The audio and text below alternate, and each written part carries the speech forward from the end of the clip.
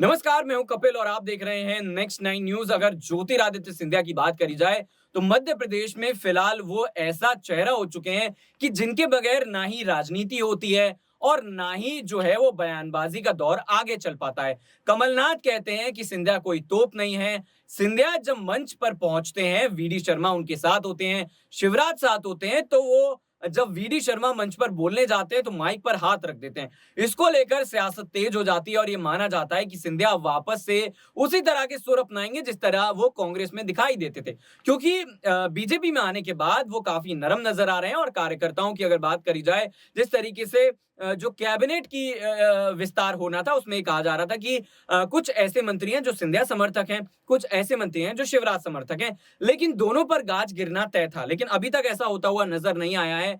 तो क्या ये माना जाए कि सिंधिया के दबाव के चलते ये जो समर्थक हैं, जो मंत्रिमंडल में हैं, कैबिनेट में हैं, उनको हटाया नहीं गया है और उन्हीं के दबाव के चलते जिस तरीके से मंच पर जब सिंधिया ने वीडी शर्मा के माइक पर हाथ रखा, उसके बाद कुछ देर के लिए सन्नाटा इस तरह पसर गया कि ऐसा लगा वहां पर कोई मानो मौजूद ही नहीं है। लेकिन इसको लेकर बाद में ये कहा गया कि प्रोटोकॉल था, शिवराज को पहले बोलना था और वीडी शर्मा को बाद में आना था। लेकिन ये बात जो है वो शायद जो वहां पर एंकर थे वो मिस कर गए और उसके बाद सिंधिया को आना पड़ा। लेकिन बड़ा सवाल ये है कि क्या वहां पर मौजूद सिंधिया को इस बात की जानकारी थी कि वीडी शर्मा को पहले नहीं बोलना, शिवराज को पहले बोलना है। और टोकने की जहां तक बात है तो ये बात जो है वो शायद कोई और नेता भी कर सकता था। लेकिन सिंधिया की अगर बात करी जाए तो उनका कद बीजेपी में काफी तेजी से बढ़ा है और उड्डयन मंत्री के तौर पर भले ही वो फिलहाल मौजूद नजर आ रहे हो, लेकिन ये भी माना जा सकता है कि केपी यादव जिस तरीके से सिंधिया के खिलाफ बयानबाजी कर रहे थे, कुछ ऐसे बीजेपी के नेता हैं जो अब बयानबाजी